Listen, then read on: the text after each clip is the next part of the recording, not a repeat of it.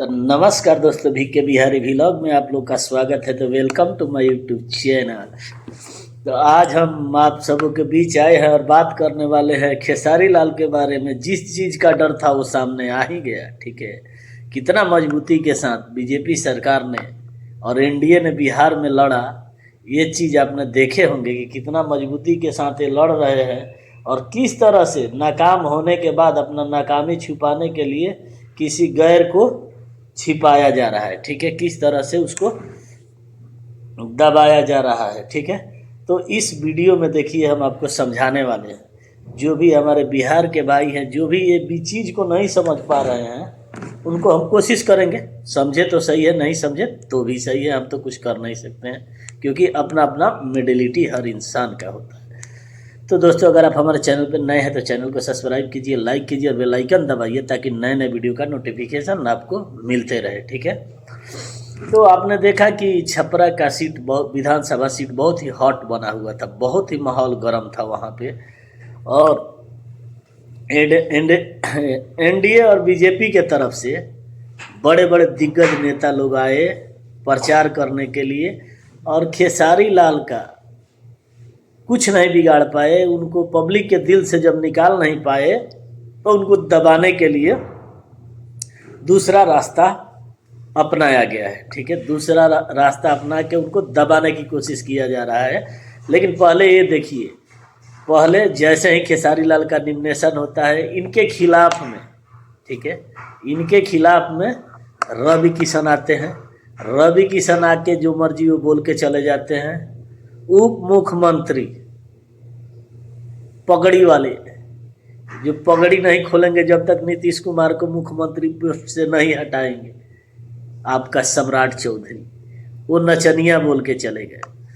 उसके बाद देखिए, रवि किशन के बाद मनोज तिवारी आए। मनोज तिवारी भी अपना ताकत लगा के हार गए, कुछ नहीं हुआ। इनके रैली में भी आरजेडी के लवर जो है, जो आरजेडी के फैन है, वो आरजेडी का झंडा दिखाया, या वो आरजेडी का फैन नहीं है फिर भी आरजेडी का झंडा दिखा के इनका विरोध किया गया। आपने देखा होगा पवन सिंह का रैली, भीड़ तो बहुत उमड़ा हुआ था, लेकिन इनके पीछे आरजेडी का झंडा चल रहा था। हमको ये समझ में नहीं आया ये वीडियो देखने के बाद कि पवन सिंह आरजेडी के लिए आए थे या बीजेपी के लिए आए थे, क्योंकि जितना झंडा बीजेपी का था वैसे ही झंडा आरजेडी का भी दिख रहा है। बीजेपी का कुछ झंडा कुछ दूर दिख रहा है, लेकिन आरजेडी का इनके काफिला के साथ दिख रहा है। जहाँ पे इनका गाड़ी क्रॉस कर रहा है वहीं पे दिख रहा है। तो उसके बाद ऐसे ऐसे लोग आए, यहाँ तक कि यूपी के मुख्यमंत्री माननीय श्री आदित्यनाथ योगी को भी पधारना पड़ा यहाँ पे चुनाव प्रचार के लिए। ये सबसे बड़ी बात होती है। ठीक है, फिर भी ये सबको दबाते हुए खेसारी लाल ने सबका जवाब देते हुए और सबको बड़ा भाई मानते हुए बहुत दिग्गज और बहुत ही शानदार प्रदर्शन इन्होंने किया। इन्होंने दिखाया कि एक कलाकार जब राजनीति में आता है तो किस तरह से आता है और क्या क्या कर सकता है। कला के माध्यम से हर किसी के जो दिल में बसता है ना, जिसको नचनिया बोले गए हैं, वो हमारे पुराने ज़माने में उसको नृत्य बोला जाता था, नृत्य, और उसको कलाकार बोला जाता है, नचनिया नहीं। ठीक है, गायत्री ठाकुर भी हमारे यहाँ गाए हुए थे। ठीक है, भगवान भोलेनाथ भी एक समय आया था जब डांडव किए थे, वो भी उस टाइम नाचे ही थे। ठीक है, अगर आपको नहीं पता होगा तो भोलेनाथ का मार के देखिएगा, वीडियो आएगा कि जब उन्होंने क्रोधित हुए थे तो किस तरह से उन्होंने डांडव किया था कि पूरा ब्रह्मांड को हिला दिए थे। पूरा ब्रह्मांड उस टाइम कांप रहा था जब बाबा भोलेनाथ गुस्से में आए और तीसरी आंख खोल दिए थे। तो इसके बारे में पढ़ना चाहिए हर हिंदू भाई को और जानना चाहिए हर किसी को, इसके बारे में जानना जरूरी है। ठीक है, तो अब हम आते हैं खेसारी लाल पे। अभी बेचारे खेसारी लाल जैसे वोट दे के निकले, उनको एक नोटिस थमा दिया गया मुंबई में, बुलडोजर बुलडोजर। अगर आप बीजेपी के खिलाफ जा रहे हैं तो आपके घर में भी बुलडोजर चल सकता है। ठीक है, तो आप ये ध्यान में रखिएगा और ध्यान में रहते हुए अपने आप को सेफ रखिएगा। ठीक है, आप बीजेपी का छवि देखिए कि बीजेपी का छवि क्या है और इसमें कैसे कैसे लोग हैं, लेकिन इनको कुछ नहीं होता है। ठीक है, ये आराम से पड़े हुए हैं, लेकिन खेसारी लाल आरजेडी से भारी पड़ गए छपरा में, सबको आना पड़ गया। खेसारी लाल ने बोला कि अभी तो 10 दिन बाकी, हम केंद्र को भी बुला देंगे। पावर इसको कहते हैं, ठीक है। और सत्ता का जो पावर होता है, जिसका गलत उपयोग किया जाता है, वो पावर भी आपने देखा होगा और देख लिया है, ठीक है। अभी खेसारी लाल के घर पे बुलडोजर चलने वाला है, ठीक है। इसका मतलब क्या हुआ? आज 20 साल से ऊपर हो गया, खेसारी लाल यादव मुंबई में हैं और मीरा रोड में घर बना के अपना खुद का और रह रहे हैं और पिक्चर बना रहे थे, उससे उनका भरण पोषण हो रहा था, कमा रहे थे, खिला रहे थे, बच्चों को वहाँ रख के पढ़ा रहे थे। और अच्छा, जो इनकी बेटी भी आईपीएस की तैयारी करने के लिए सोच रही है, आईपीएस ज्वाइन करने के लिए सोच रही है, ठीक है, खेसारी लाल यादव की। ये बेचारे का सोच ही अलग था। लेकिन बीजेपी ने इनको झुकाने के लिए, देखिए, एक गवर्नमेंट ने इनको एक नोटिस थमा दिया कि आपने ये घर अवैध बनाया है। कितना साल बाद? 20-25 साल बाद। ओके, वो भी इसी टाइम, इलेक्शन के टाइम। इसको आप क्या मानते हैं? इससे आप क्या साबित करना चाहते हैं? कितना मेहनत से वो एक रुपये जोड़ के उस घर को बनाए होंगे, कभी आप लोग सोचे हैं? वो बिना इंजीनियरिंग का घर बना होगा। एक काम अब पब्लिक, एक झोपड़ी वाला का घर है। मुंबई में 100 मंजिला घर बना हुआ है, वो अवैध नहीं है। और खेसारी लाल ने उसमें कौन सा ऐसा इमारत लगा दिया, कौन सा उसके अंदर अलग निर्माण कर दिया जो म्युनिसिपैलिटी के खिलाफ में आ गया, जो महानगर पालिका के अवैध में आ गया? क्या चीज़ बनवाया है खेसारी लाल? प्रूफ करेंगे। और एक से एक बिल्डिंग वहाँ पे बना हुआ है मुंबई में, कोई पूछने वाला नहीं। तो इसको सीधे सीधे टारगेट किया जा रहा है। इसको हम बोलते हैं टारगेट करना। तो हमारे बिहारी भाई समझ जाइए, कभी राज ठाकरे आके बोलते हैं कि आप अपने नेताओं से सवाल करो कि तुमको क्यों मुंबई आना पड़ता है, तुमको क्यों दूसरे राज्य में जाके काम करना पड़ता है। वहाँ पे आप लोग जलील होते हैं। एक अच्छा खासा अच्छा भला कलाकार, सीधा साधा कलाकार था, जो छपरा से आरजेडी ने टिकट दिया और उसने लड़ा और जीत भी हासिल किया। देखिएगा, हर पब्लिक का दिल जीत लिया है। इलेक्शन हारे जीते नो प्रॉब्लम, इससे कोई मतलब नहीं है। लेकिन आम हर पब्लिक का उसने दिल जीत लिया। और सबसे बड़ी बात पता है क्या है? औरत साथ में है। और हमारे हिंदू धर्म में औरत को लक्ष्मी माना गया है, ठीक है।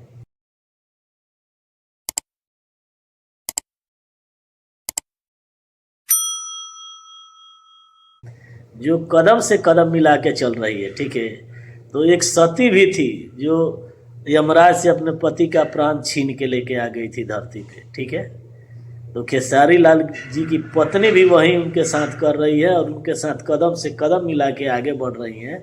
आप लोग कितना भी झुकाने की कोशिश करिएगा, लेकिन झुका नहीं पाइएगा, क्योंकि ये चीज़ ऊपर वाला शुरू से लिख के दिया है कि जिसके साथ में उसकी पत्नी खड़ी है, उसका कोई बाल भी बांका नहीं कर सकता है। भगवान को भी उनके सामने हारना पड़ा है, ठीक है, औरत के सामने। और माँ का भी रूप होती है और बीवी का भी रूप होती है, और दोनों का अलग अलग रोल है और दोनों उतना ही शक्तिशाली है, ठीक है।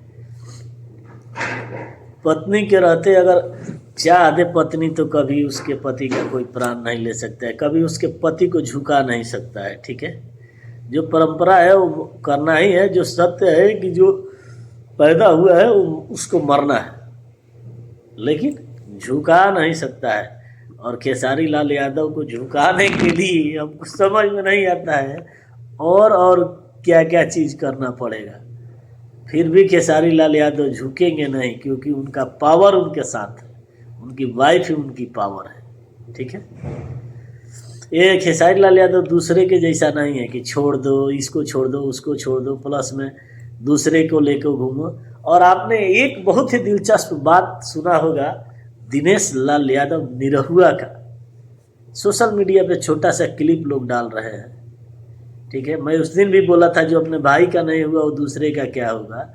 दिनेश लाल यादव को जब एक पत्रकार ने पूछा कि आप छपरा गए हुए थे इलेक्शन में प्रचार के लिए, तो दिनेश लाल यादव ने बोला कि नहीं, मैं नहीं गया, लेकिन अगर हमको पार्टी जाने का इजाज़त देता तो मैं जाता। फिर वो पत्रकार भाई ने पूछा कि आप खेसारी लाल यादव के खिलाफ में जाते? तो ये दिनेश लाल यादव जो अपने आप को बहुत महान समझते हैं, जो बोलते हैं कि हम सांसद होके कुछ नहीं कर पाए तो विधायक होके क्या कर लेगा, पूरा उलट पलट कर देगा क्या विधायक बन के। वो इतने अच्छे और इतने सुंदर इंसान हैं। हम आपको इनके बारे में बताएंगे और सुनिए। ये उसका जवाब क्या दिए हैं कि मेरा बाप भी छपरा से खड़ा होता, उसके खिलाफ भी अगर पार्टी बोलेगी तो मैं जाके प्रचार करूँगा। अब बताइए इस चीज़ को आप कौन सा नज़र से देखेंगे और क्या इस पर आपका कमेंट रहेगा? कमेंट जरूर करिएगा और वीडियो देखते देखते लाइक ज़रूर कर दीजिएगा।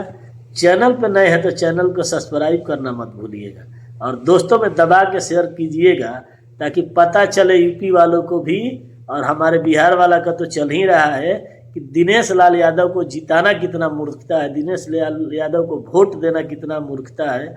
और दूसरे का तो छोड़ दो, सबसे ज़्यादा यादव भाई लोगों को मैं बोलूँगा कि भूल कर भी दिनेश लाल यादव को वोट मत करो। जो अपने बाप का नहीं हो सकता वो किसी का नहीं हो सकता।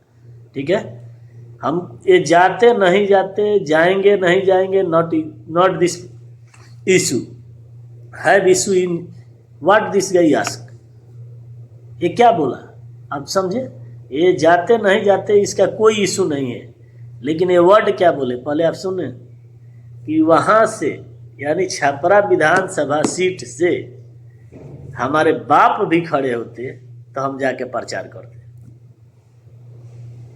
बताइए, जो इंसान पूरा जिंदगी लगा देता है अपने बच्चे को पालने में, अपना जिम्मेवारी समझने में, ये वो इंसान के बारे में दिनेश लाल यादव को एक सेकंड भी नहीं लगा सोचने के लिए और फटाक से इन्होंने मुंह खोला और मुंह खोलते ही हक दिया। ठीक है, एक तो मुंह खोलेंगे नहीं, मुंह खोलते ही हक देंगे। ठीक है, आपने देखा ना कि नहीं देखा? आपने जरूर देखा होगा वो वीडियो कि ये क्या बोल रहे हैं कि वहाँ से अगर मेरे बाप भी खड़ा होते तो मैं प्रचार के लिए मेरा पार्टी बोलता तो जाता। ये वर्ड आपको क्या ज़रूरत है यूज करने का? आप बोलते हैं हाँ खेसारी लाल के खिलाफ में हम जाएंगे, वहाँ प्रचार करते, कोई प्रॉब्लम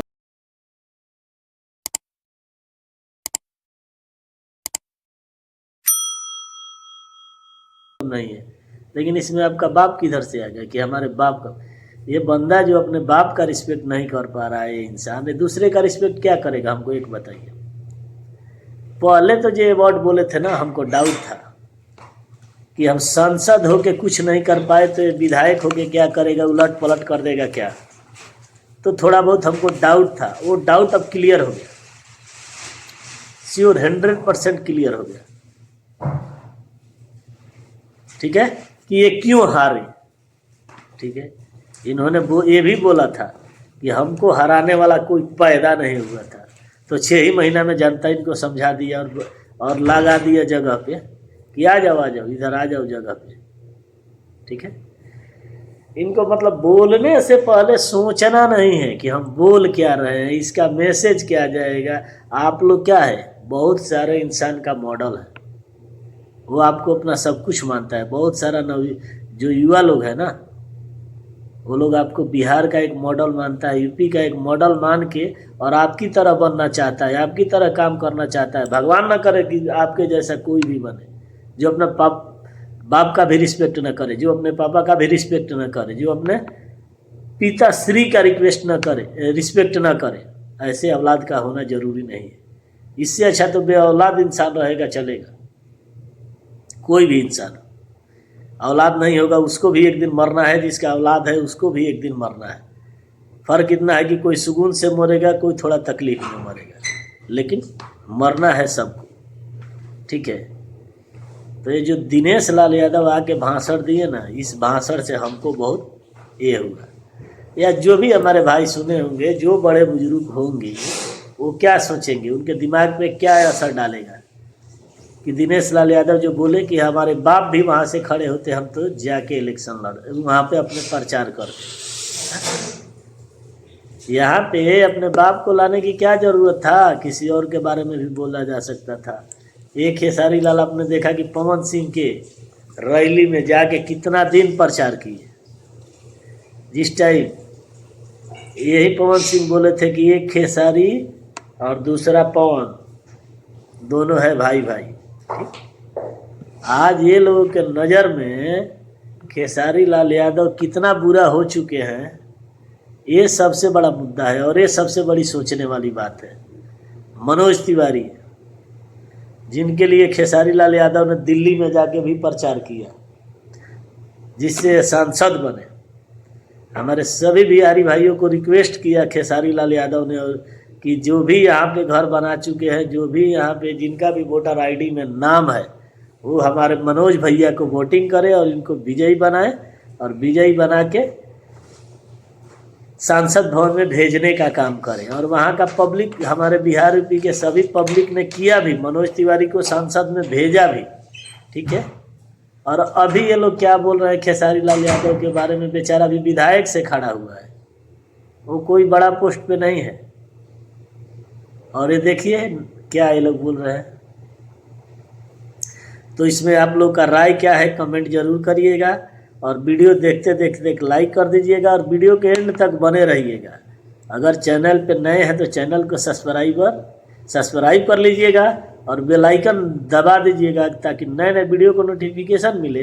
और दोस्तों में इतना दबा के शेयर कीजिएगा कि हर किसी को पता चले कि ये ड्रामा चल क्या रहा है, ठीक है। तो खेसारी लाल जैसा इंसान तो मिलना मुश्किल है, ये चीज़ आप लोगों को भी बहुत अच्छी तरह से पता होगा। लेकिन अब हम इसमें क्या कहें, कुछ कहने लायक नहीं है कि लालू यादव को ऐसे परेशान किया गया, तेजस्वी यादव के ऊपर FIR किया गया, लेकिन साबित जब कितना दिन ED छापा मारते रह गया और जब कुछ भी नहीं मिला तो ये लोग शांत हो गया। अब देखिए क्या है, खेसारी लाल को डिस्टर्ब करने के लिए इनका मुंबई का घर तोड़ा जा रहा है। क्या दिनेश लाल यादव का घर मुंबई में नहीं है? पवन सिंह का घर मुंबई में नहीं है कि है ना? ये लोग का क्यों नहीं तोड़ा जाता है? क्या प्रॉब्लम है? मनोज तिवारी का नहीं होगा, रवि किशन का नहीं होगा, होगा ना। हेमा मालिनी का ऑलरेडी है ना, कंगना रनौत का ऑलरेडी है ना, है या नहीं? बहुत सारे जो नेता लोग हैं उनका भी है, उसको भी जांच करना चाहिए ना। बस हमको वहाँ के गवर्नमेंट से एक ही सवाल है, हमको 10 सवाल नहीं है, सिर्फ एक सवाल है कि 20 साल पहले आप कहाँ थे? और जैसे ही खेसारी लाल यादव ने छपरा विधानसभा सीट से RJD के तरफ से कमर कस के पगड़ी बांध के मैदान में उतरे, आप लोग को प्रॉब्लम क्या हो गया? अगर वहीं खेसारी लाल BJP के तरफ से लड़ते या NDA के तरफ से लड़ते या लोजपा, तो प्रॉब्लम नहीं था। तो खेसारी लाल यादव का घर अवैध नहीं था। जब घर अवैध था तो इतना दिन आप थे कहाँ और वो बना कैसे? आप नहीं जानते थे? आप उसका जांच नहीं करवाए थे? इससे साबित हो जाता है कि आप लोग डरपोक है। आप लोग जब मैदान में नहीं जीत सकते हैं, मैदान में किसी को नहीं दबा सकते हैं, तो आपको दूसरी तरफ से उसको परेशान करने का काम करेंगे। और आप लोग बोलते हैं चाणक। कौन सा बात का आप चाणक है? कौन सी बात के लिए आपको चाणक बोला जाए? क्यों? कि परेशान करने के लिए? मुंबई महानगर पालिका क्या है? सुनो हमारे बिहारी भाई, बिहारी पी के भाई लोग जो भी बाहर जाके कमाते हैं, दिल्ली, मुंबई, गुजरात, कहीं भी जाते हो कमाते हो, देखो अपनी हालत किस तरह से। कभी राज ठाकरे तुमको जलील करता है, कभी गुजरात में पीटे जाते हो, कभी तमिलनाडु में मार खाते हो, फिर भी तुम वोट इन्हीं लोगों को देते हो। आज देखो खेसारी लाल यादव के साथ क्या हुआ, देखो। ये देखने के बाद भी अगर आप नहीं संभल पा रहे तो आपको बहुत बड़ा, हम क्या कहें। यही राज ठाकरे क्या बोला था हम बिहारी भाइयों के बारे में, फिर भी हम लोग इस राज ठाकरे का सपोर्ट करते हैं। क्यों? हम लोग को राज ठाकरे की सपोर्ट करने की कोई ज़रूरत नहीं है। ये लोग जब भी जीत जाता है ना, अपना मनमानी शुरू कर देता है। जहाँ पे इसका गवर्नमेंट बना, देखिए आप लोग कैसे मनमानी चल रहा है। ठीक है, तो आपको इससे क्या सीख मिलता है और क्या साबित होता है, ये चीज़ आपको समझना जरूरी है। ठीक है, इससे ज़्यादा हम आपको क्या बोल सकते हैं, क्या कह सकते हैं। तो चलिए, अगर आप हमारे चैनल पर नए हैं तो चैनल को सब्सक्राइब कर लीजिए, वीडियो को देखते देखते लाइक कर दीजिए और बेल आइकन दबाइए ताकि नए नए वीडियो का नोटिफिकेशन मिले, घंटी। ठीक है, और अपने दोस्तों में इतना दबा के शेयर कीजिए कि हर किसी को पता चले कि जो भी इंसान आगे बढ़ना चाहता है उसको झुकाने के लिए कितना परेशान किया जाता है, और अगर दूसरे के साथ हो जाता है तो उसको किस तरह से जलील किया जाता है और कैसे जलील करना है, ये सब कुछ ये लोग जानते हैं और जान के और उसको परेशान किया जाता है। दूसरा कोई रीज़न नहीं है। तो चलिए दीजिए इजाज़त। ऐसे ही वीडियो हम लेके आते रहते हैं और देखते रहिएगा।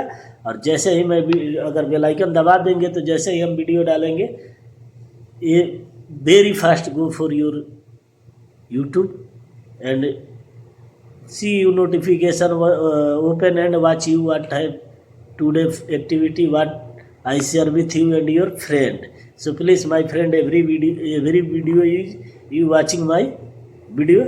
So you give me I live now to right time. Okay? तो दीजिए इजाज़त हमको। चलिए मिलेंगे नेक्स्ट वीडियो में। नमस्कार दोस्तों।